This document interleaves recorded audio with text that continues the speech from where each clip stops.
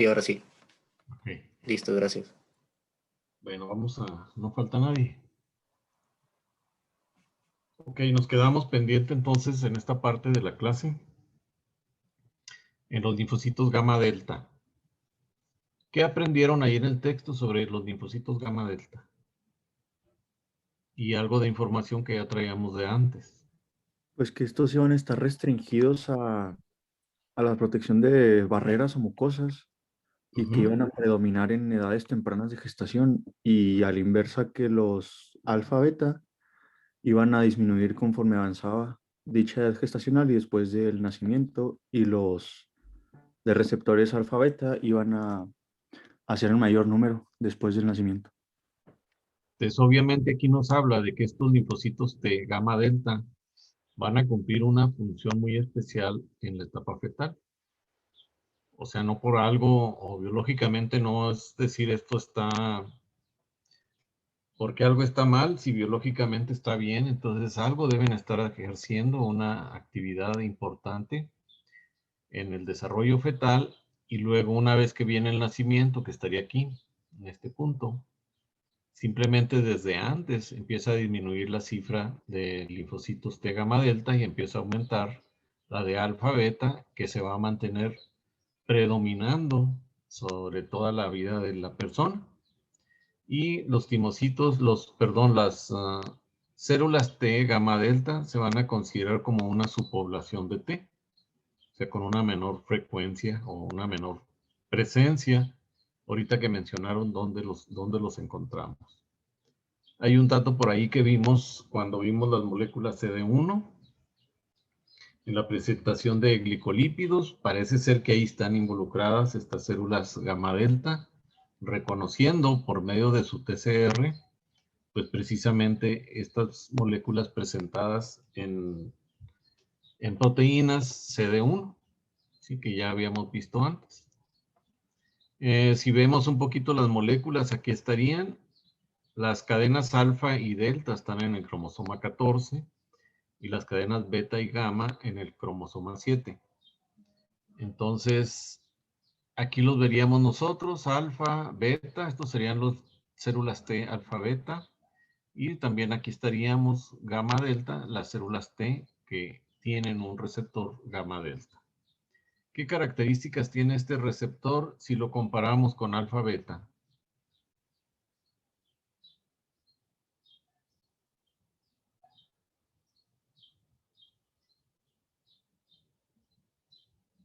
¿Mm? La especificidad. Son más, tienen más como diversidad de especificidad los gamma delta que los alfa beta.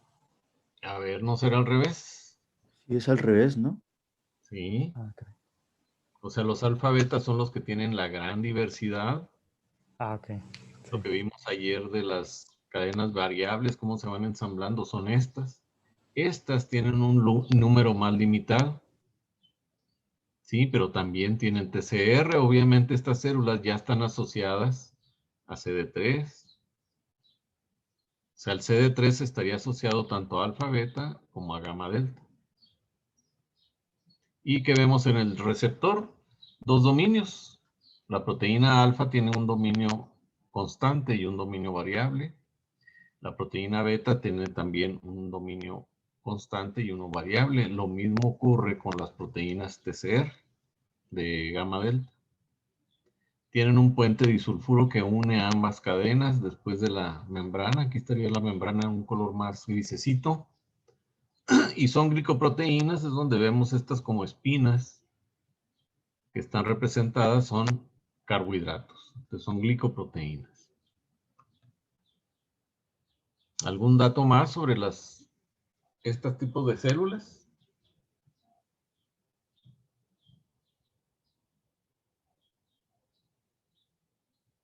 Las dejamos por la paz. Sí. Bien, hay otro evento que es muy importante, le llamamos la selección beta. ¿Sí? Este proceso pues debe ocurrir en la maduración de las células, sobre todo cuando están en dobles negativas 3. Les decía que era muy importante el montaje de esta proteína prete-alfa. O sea, en este momento de la maduración de células T, la cadena beta ya se rearregló, ya tiene una especificidad.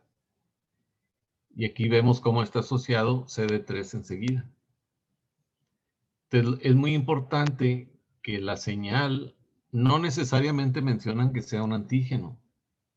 Esto es que aquí se recibe una señal en esto, mandada hacia adentro por CD3, y que es la clave para que estas células sigan madurando. Si no recibe esa señal adecuada de que está descompuesto algún segundo mensajero de lo que está en el citoplasma, esa célula no va a sobrevivir. O sea, es parte de los caminos que llevan hacia dobles negativas 4, pero aquí estaría en ese paso. Ese tipo de señales, a donde le lleven, y el texto nos habla de 6 hacia adelante, 6 características que van a adquirir esas células que sí reciben los estímulos. Maduración de doble negativa 3 a doble negativa 4, con los marcadores que ya vimos ayer. Las células empiezan a multiplicarse. ¿Qué implicación tendría esa multiplicación de células?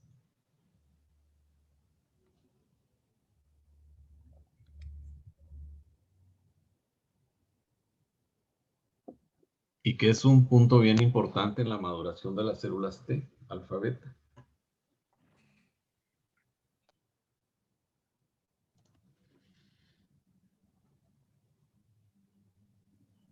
A lo mejor le ando errando, pero no sería que la maduración de, o bueno, la proliferación de esas mismas células con su receptor pre-alfa beta se utiliza la misma cadena beta y genera una variación de las cadenas alfa. Después se le da permiso, como vemos aquí en el 6. Una vez que terminen de proliferar, rearreglan la cadena alfa. Y cada célula lo va a hacer, pues como la célula diga. El rearreglo genético es al azar. Y eso nos va a generar entonces diversidad. Ahora bien, cuando las células empiezan a proliferar, una vez que se recibió la señal, esta cadena pre-T alfa ya no va a existir en la célula. O sea, ya no se necesita. Lo que se necesitaba es para formar este dímero y enviar la señal hacia adentro. Sí, entonces estas son las respuestas: maduración, proliferación rápida. ¿A qué se refiere exclusión alélica del otro gen beta? Pues nos mencionaba que había como dos caminos hacia el receptor, bueno, hacia la cadena beta. Entonces se restringía únicamente al que se había seleccionado y ese era el que proliferaba. Ajá. Entonces el otro se bloquea para que no haya dos cadenas beta diferentes. Obviamente lo que estamos viendo aquí es que se está activando el gen beta de uno de los haplotipos. La exclusión alélica va sobre el otro haplotipo que no se activó.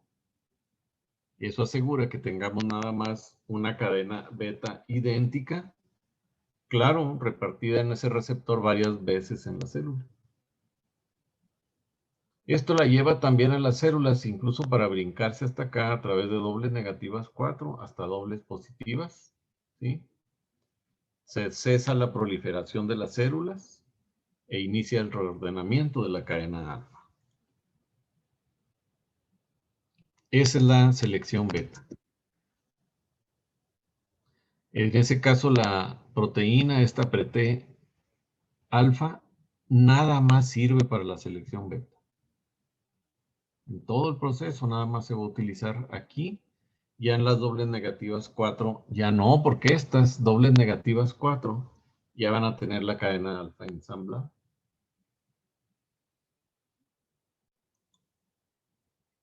Bien, una vez que ya tenemos aquí las dobles positivas, ya estaríamos en esta parte, seguimos en la corteza.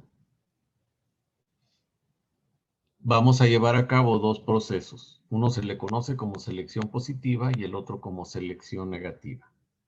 ¿A qué se refiere la selección positiva? Es que selecciona a los timocitos con receptores capaces de unirse a moléculas del complejo mayor de histocompatibilidad, con afinidad baja o una restricción al mismo complejo. O sea, la restricción lo lleva a que esas células no reaccionen si no conocen el MHC propio. Y entonces aquí, ¿cuántas células lo hacen? Adelantándonos un poquito, ahorita lo vemos otra vez, pero son muchas células las que pueden reconocer el MHC propio.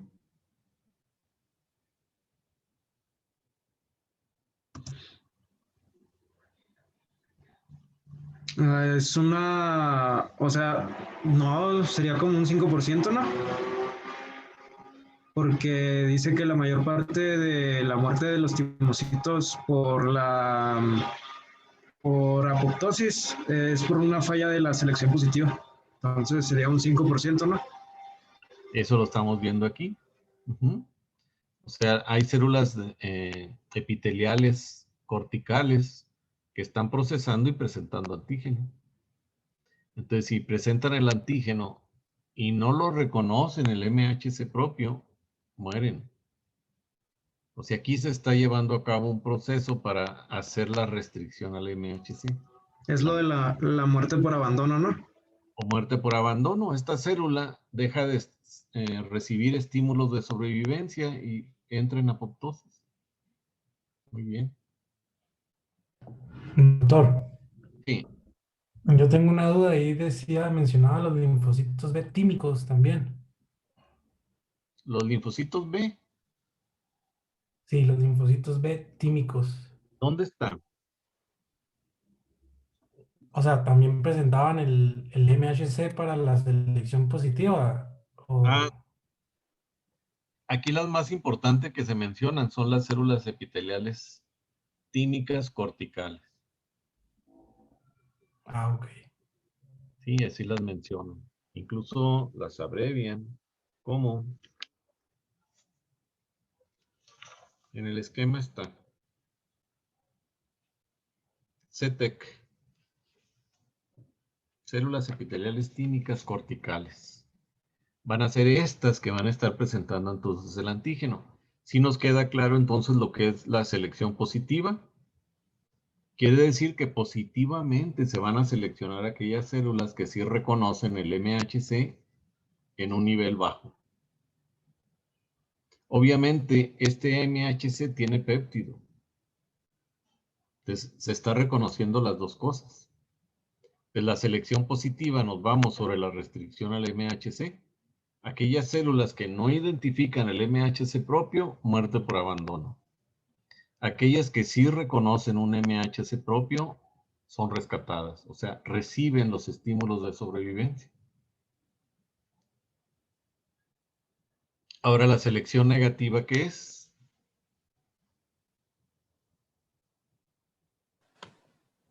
Es la que selecciona contra los timiocitos, ¿no? Que tienen los receptores hacia lo que es el MHC y los péptidos propios. Péptidos propios sobre todo. O sea, obviamente aquí otra vez es el MHC cargando los péptidos propios. Pero cuando hay un gran reconocimiento con una afinidad muy alta de las células T, entran en apoptosis. ¿Por qué? Porque si estas células salen maduras del timo, van a reconocer los antígenos propios con mucha afinidad y los van a atacar. Enfermedad autoinmune. Entonces aquí nos habla de la selección negativa, nos lleva al proceso de autotolerancia. Convertir a nuestras células T en autotolerantes, no atacar los antígenos propios. Entonces, aquí son destruidas células que reconocen con mucha afinidad antígenos propios. Entonces, esas no deben andar circulando. Sí, este esquema está muy sencillo. Doctor, Sí, ¿puede picarle a la tachita ahí donde dice ideas de diseño para que se haga un poquito más grande la imagen? les queda muy Ahí. chiquito. No, es ahí arriba a la derecha de su pantalla dice ideas de diseño. ¿Sí lo ve? Y Fuera diseño. de la... Del lado derecho de la pantalla Ajá. Sí, dice ideas de diseño. Ahí sí. hay esa tachita. Ahí, ajá, Ahí. ándale. Ándale. Gracias, doctor.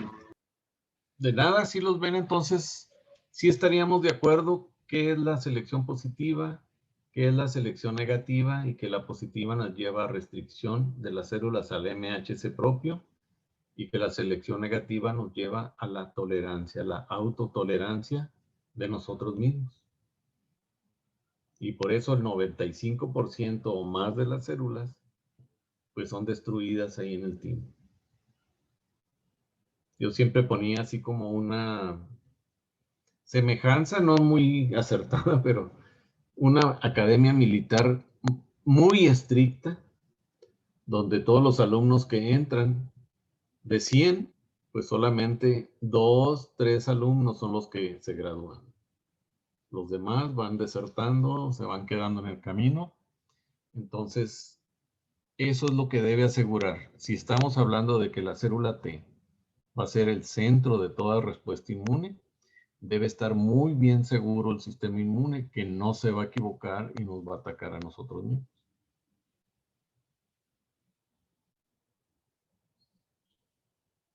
Ok.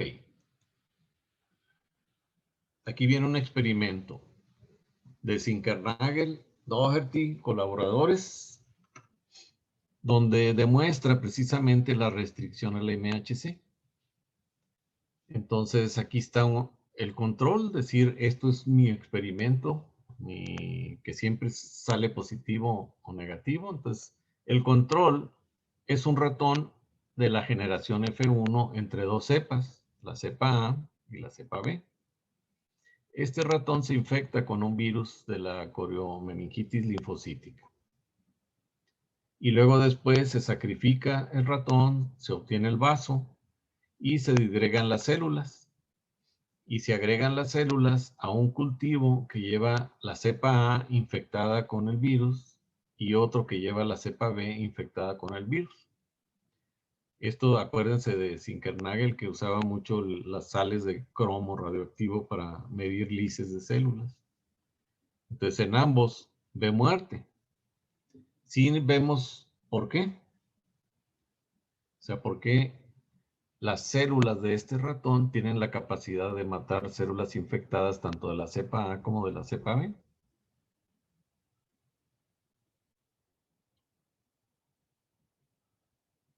O díganme si tienen alguna duda aquí. El control es siempre un experimento contra lo que voy a comparar.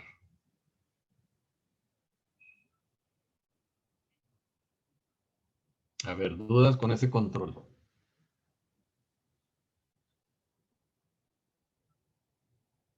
No, creo que no.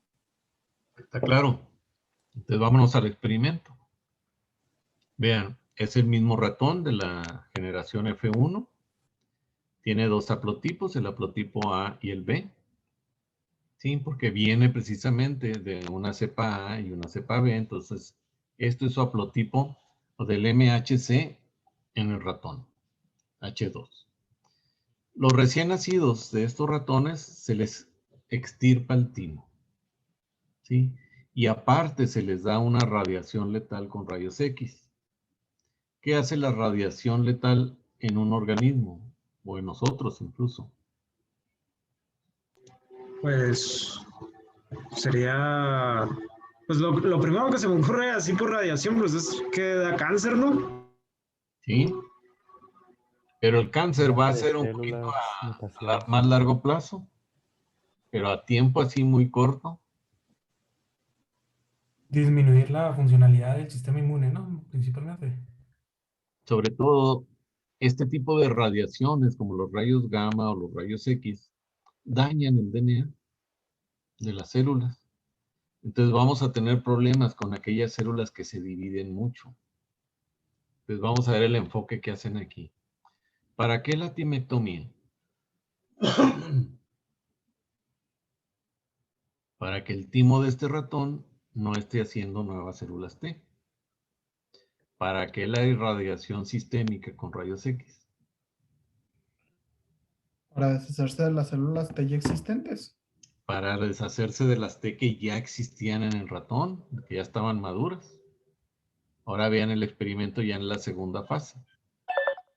A ese ratón se le hace un injerto de timo de la cepa B. Es un ratón AB, pero ya no tiene timo, no tiene células circulantes, células T, por eso es una irradiación letal. Si no hacemos nada, el ratón se muere, obviamente. Entonces se le pone un injerto de timo del haplotipo B, ¿sí? Y luego se le pone un injerto de médula ósea, ahora de las células iguales, AB. Y luego, después de eso, se infecta con el virus. ¿Sí? Ahora, ¿qué pasa si tenemos las células A y las células B infectadas? Vean.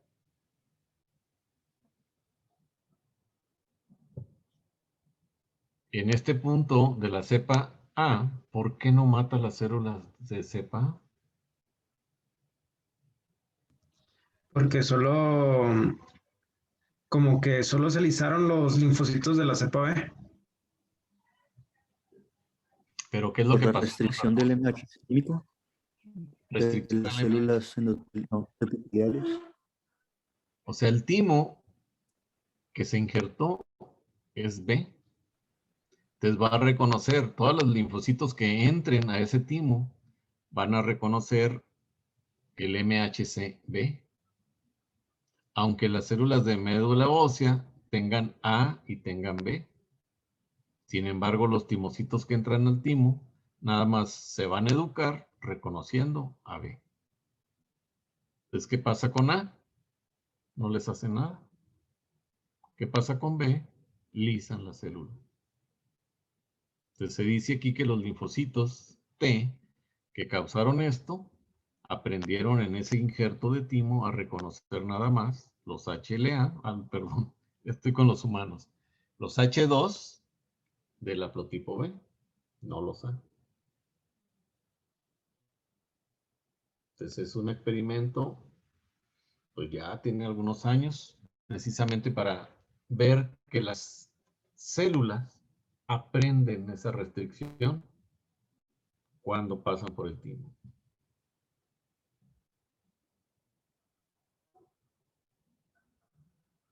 ¿Sí? Ya no se nos olvida. Bien. Aquí estaríamos viendo, este es un esquema que viene en su libro en la figura de general 8.5. Se los corté para ir más de lleno, no hemos entrado todavía a la médula, entonces aquí estamos en la corteza. La selección positiva y negativa, aquí está ocurriendo en la corteza. Entonces vean, tenemos los doble positivos, son CD4 y CD8 positivos. Está el receptor de la célula T con sus moléculas asociadas de CD3. Bien, selección positiva. Se van a seleccionar aquellos timocitos que sí reconozcan el MHC propio. Los que no lo reconozcan, muerte por abandono, pues son del 90 al 96% de las células. Ahora bien, aquellos timocitos que tengan una afinidad demasiado alta por identificar los péptidos propios, también son deletados clonalmente. O sea, también por apoptosis. No deben salir del timo como células maduras porque ocasionarían autoinmunidad. ¿Cuáles son los que van a pasar? Los que reconocen el MHC y reconocen el péptido, pero una afinidad más baja. Sí, ahorita lo vemos en otro esquema. Y una vez que pasan esta selección positiva, negativa, los doble positivos, ahora siguen su maduración hacia las sencillas positivas, CD4 o CD8. Y en ese momento se mueven hacia la médula.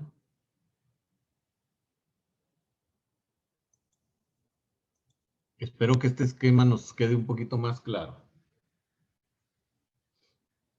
Vean, ¿qué estaríamos viendo aquí en este color medio naranja?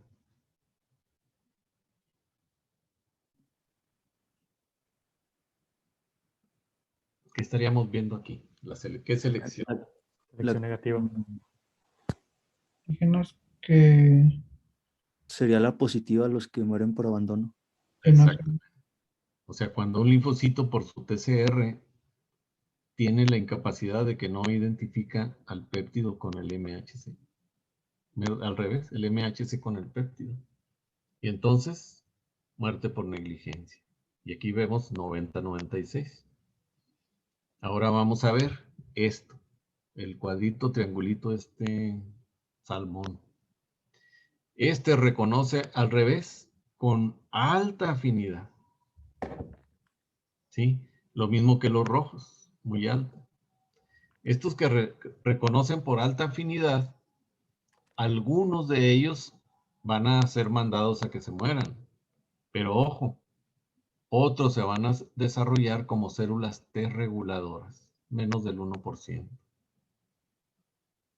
¿Sí? Estas células las vamos a ver mucho en los mecanismos de regulación de la tolerancia. Entonces también hay tolerancia central y esa se va a formar en el timo. ¿Sí?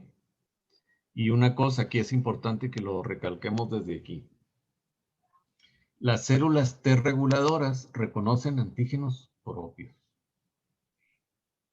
y luego ejercen un bloqueo de si se trata de ejercer una reactividad contra ese antígeno propio, las células T van a empezar a bloquear esa activación. O sea, estas células es importante que las tengamos porque van a ayudar a los mecanismos de tolerancia.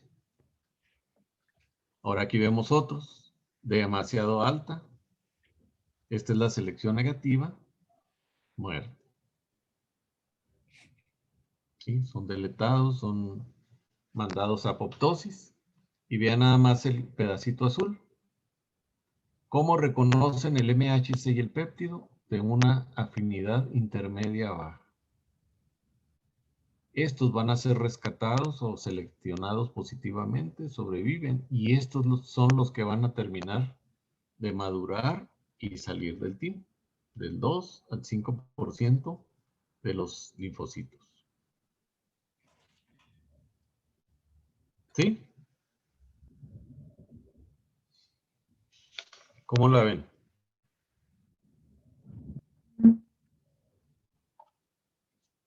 ¿Le creemos?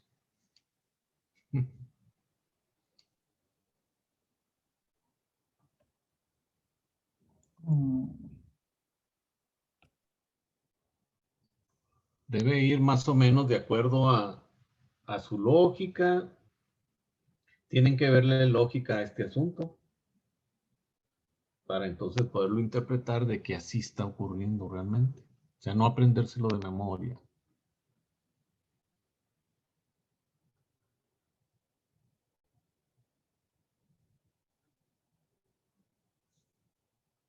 ¿Dudas? Los veo, los escucho muy serios.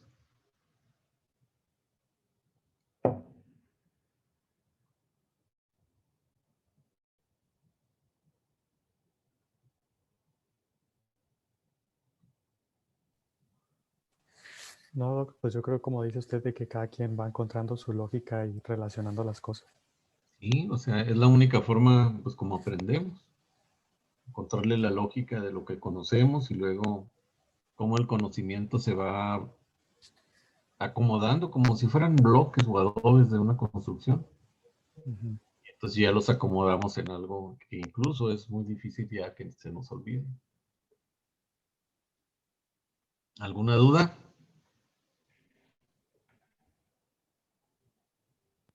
No, doctor, ahorita que está quedando bastante claro.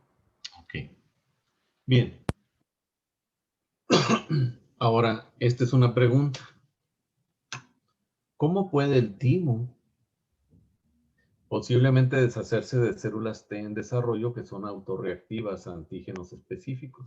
Por ejemplo, proteínas del cerebro, del hígado, los riñones, el páncreas, el dedo gordo del pie, el ojo.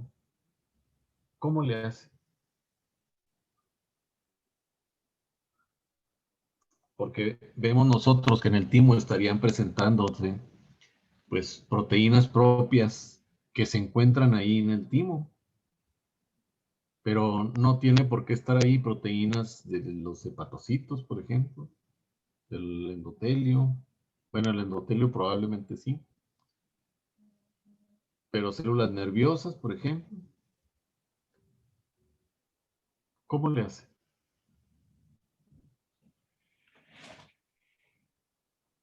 No sé si sea, pues, esto que voy a decir que creo que mencionaban a principios de capítulos que en ganglio presentaban pues proteínas de otros tejidos. Entonces, Ujú.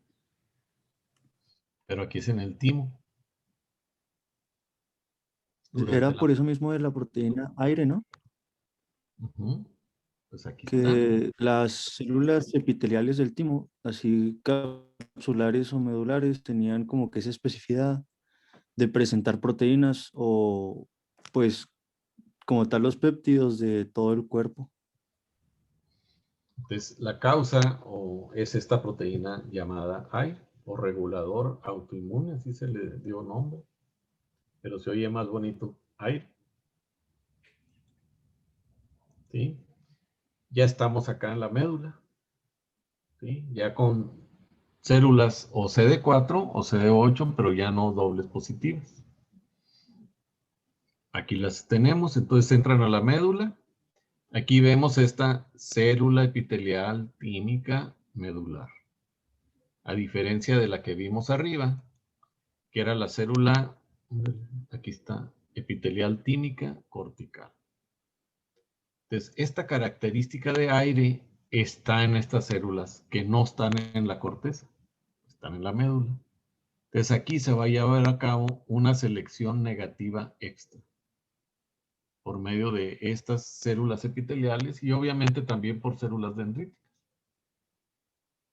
Pero esta célula tiene la capacidad de esta proteína que la va a poder, como factores, aquí les puse abajo un poquito de la información.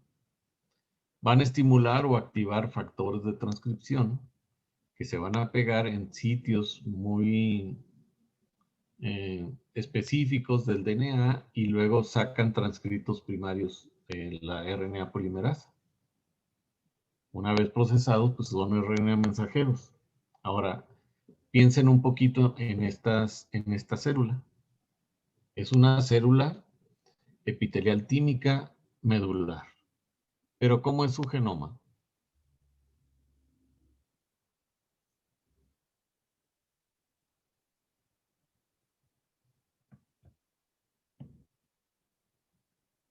¿Cómo sería su genoma?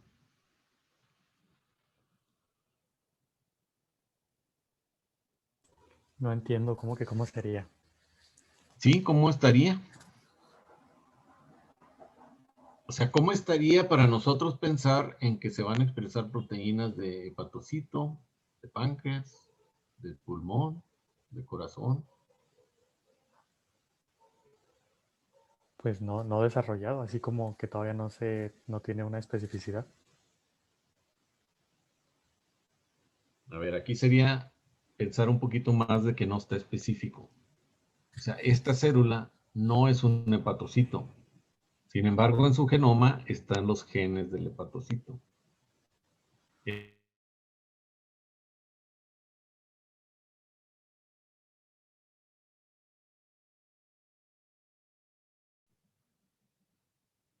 ¿Sí? Esta célula, si lo vemos en una célula de la retina, pues va a tener en su genoma esa información. Entonces es lo que hace. No necesariamente tienen que venir los antígenos del hepatocito. Esta célula con esta proteína del genoma que tiene, ahí están los genes del hepatocito, sacan transcritos de péptidos de hepatocito. O sea, esa es la gran ventaja que tiene esta proteína. Y nos habla de otra familia que se llaman FES. Son proteínas de 2 de zinc. En la parte activa tienen como si fueran dedos.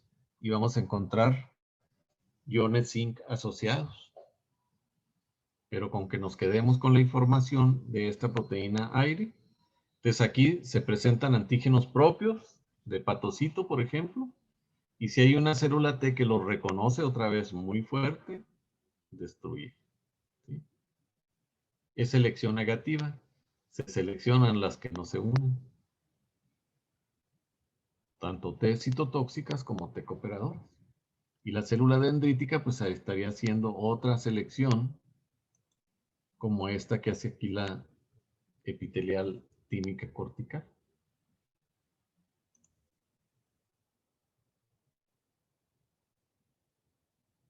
¿Sí?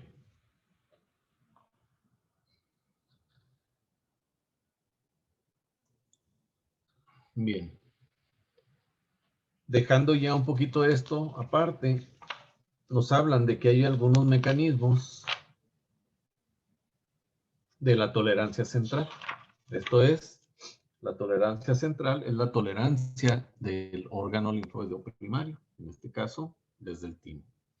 Desde que se desarrollan y maduran las células, desde ahí ya hay células T reguladoras, aquí están. Pero estos serían los otros mecanismos. De lesión clonal, una célula que simplemente identifica, por ejemplo, todas las moléculas autorreactivas, por ejemplo, antígenos propios, pues se le induce la muerte por apoptosis. Eso se le llama de lesión clonal. Paro clonal y reedición de la molécula alfa del receptor de T, ¿cómo lo interpretan? Sí, que ya no se esté Como clonando una la... segunda oportunidad, ¿no? Segunda oportunidad. O sea, ya se armó alfa beta el receptor de T y simplemente es autorreactivo, que se le da una oportunidad de que reedite, que puede ser el otro haplotipo, la cadena alfa, para entonces se vuelva a probar y si sigue reconociendo lo propio, pues va a ser deletada. Pero si ya cambió y tiene menos afinidad por este reconocimiento, se le puede dejar vivo. Entonces esto sería reedición, segunda oportunidad. Anergia clonal.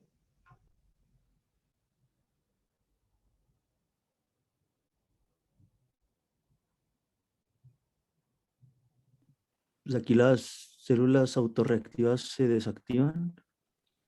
Siguen vivas, o sea, no son mandadas a apoptosis, pero simplemente no funcionan.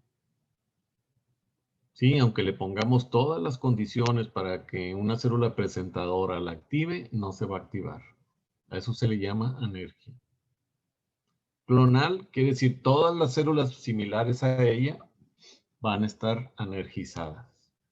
Y ese es un mecanismo de tolerancia. Y obviamente, pues la formación de estas células T reguladoras. Cuando veamos ya cómo se activan y cómo se... En otro capítulo más adelante, pues vamos a hablar un poquito más de estas células. Porque son unas células T CD4. ¿Sí? Bien. ¿Qué son los superantígenos?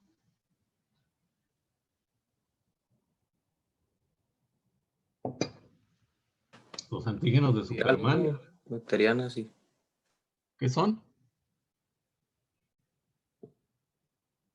Proteínas virales y bacterianas.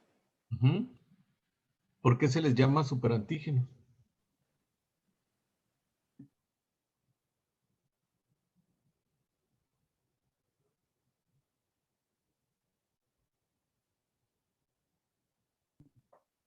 Porque dice así que aquí como aquí Superman.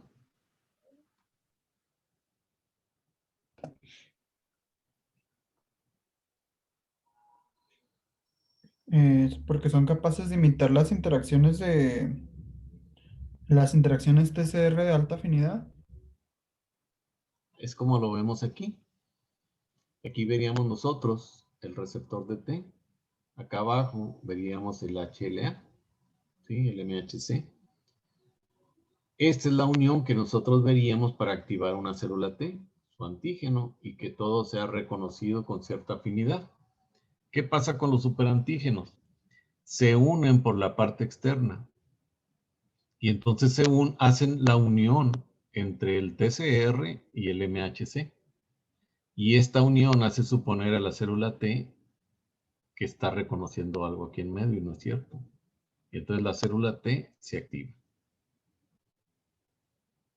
Sí, en las bacterias va a ser muy común y en los virus encontrar estos superantígenos. Y cuando vean el semestre siguiente les van a mencionar de toxinas, por ejemplo. Las van a mencionar como factores de virulencia de algunas bacterias.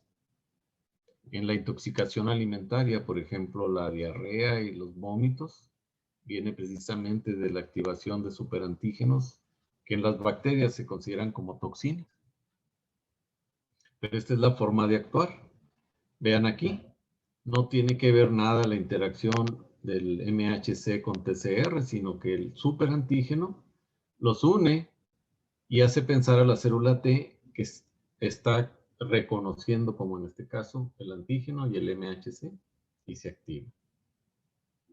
Y entonces al activarse va a haber la producción de citocinas que pueden llegar a causar pues un cuadro clínico importante como reflejo pues de una infección por esa bacteria. ¿Qué implicaciones tendrían ahora la presencia de un superantígeno en el timo?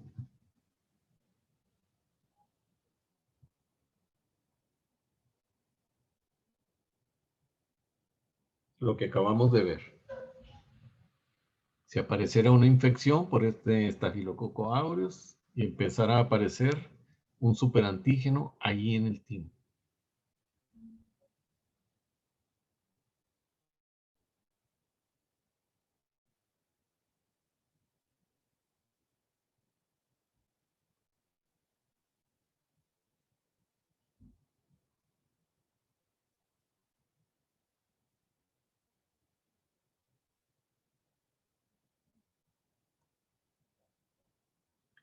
¿No pasaría nada? Pues en el libro dice que inducen una deleción clonal de todos las células que presenten esa cadena variable. Entonces véanlo un poquito dentro de los mecanismos de selección positiva y negativa. ¿Dónde actuaría un superantígeno?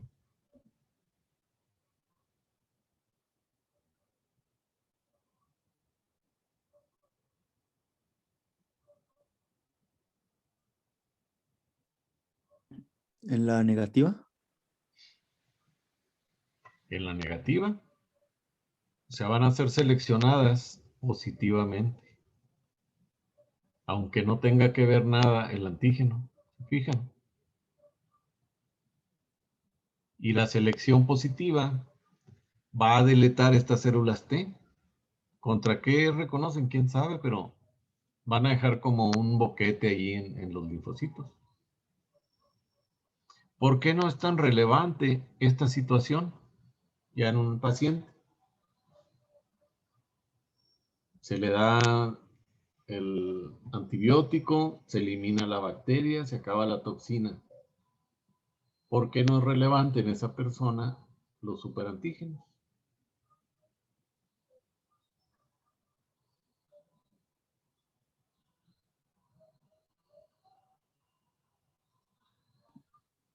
pues decía que como hay una generación muy constante de linfocitos o de células T con una variabilidad pues, de especificidad, no era tan importante como tal esta pérdida. O sea que en un momento dado la presencia del superantígeno sí puede eliminar clonas que pudieran funcionar en una respuesta inmune. Sin embargo, una vez que se elimina la toxina, el timo está formando continuamente más linfocitos T, lo cual entonces pues no deja como una situación muy importante en la patología del superantígeno.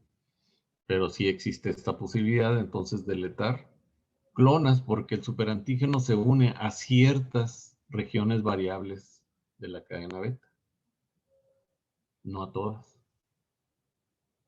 ¿Sí? Ok. Y aquí vamos a cerrar con esta paradoja. ¿Por qué no son eliminadas en la selección negativa todas las células que seleccionamos positivamente?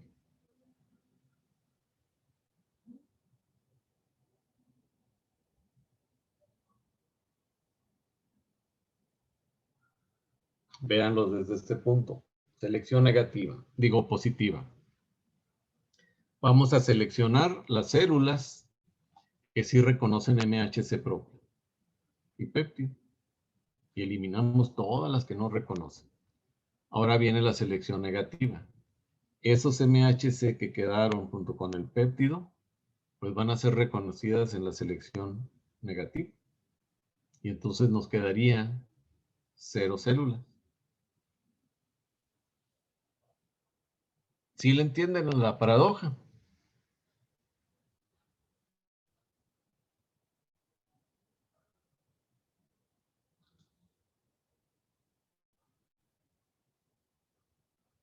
Las células que quedarían en la selección positiva, pues deberían ser eliminadas en la selección negativa, porque reconocen cosas propias.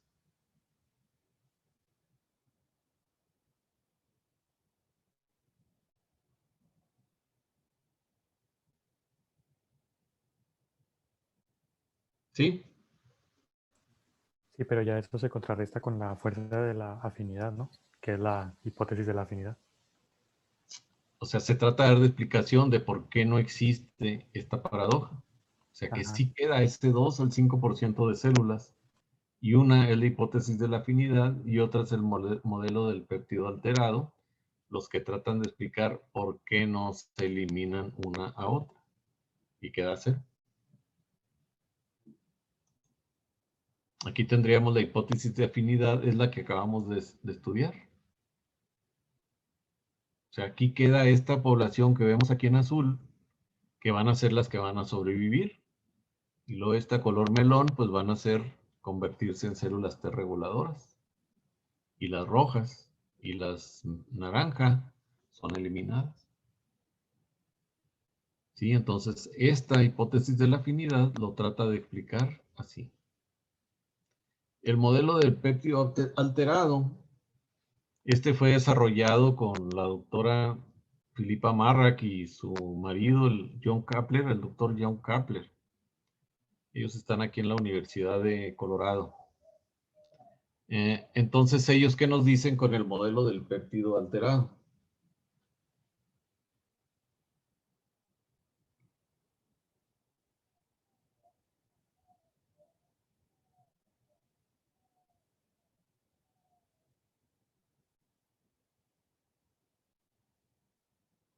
O sea, ¿cómo proponen ellos que por medio de este modelo no son eliminadas todas las células que nos proponen?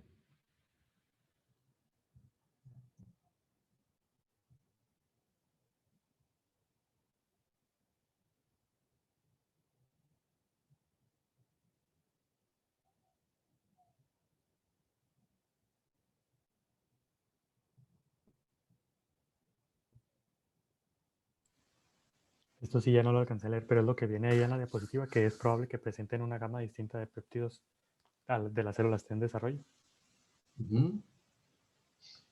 O sea, cuando vemos aquí tanto al timoproteosoma, que lo vamos a ver como una entidad diferente al inmunoproteosoma que vimos y al proteosoma normal. Este se le llama timoproteosoma. Entonces va a ser cierto tipo de péptidos y donde están involucradas estas catepsinas. Y entonces van a ser ligeros cortes tanto en moléculas asociadas a clase 1 como a clase 2. Y entonces los péptidos van a estar modificados. Y eso permitiría no eliminar todos los péptidos.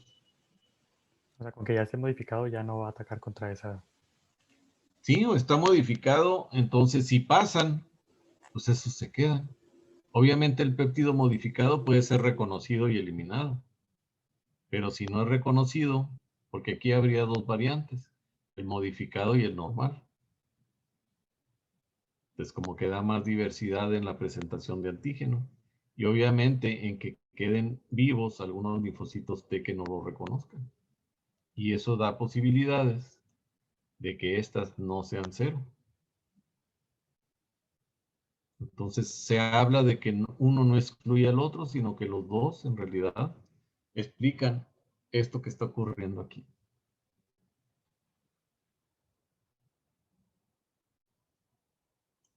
¿Sí? Sí. Bueno, pues aquí le dejamos. Mañana vemos el enfoque clínico de diabetes tipo 1. Terminamos el capítulo. Y empezamos el capítulo 9. Ok. Que ahora vamos a ver en el 9 el desarrollo de células B. Y luego vendría en el capítulo 10 cómo se activan las células T. Y el capítulo 11 cómo se activan las células B. Entonces este bloque, lo que estamos viendo, es sobre todo pues el más interesante y que es el de desarrollo de células linfoides y activación de células linfoides. Es como el centro del curso. Entonces sí tienen que poner un poquito más de atención en los fenómenos que ocurren, que finalmente los vamos a ver aplicados en el tercer bloque. Entonces, mañana le seguimos. Sale, doctor, muchas gracias. Muchas Nos vemos. gracias. Vale, nos vemos. Doctor. Nos vemos mañana. Que estén bien. Gracias, Doc, igualmente. Igual.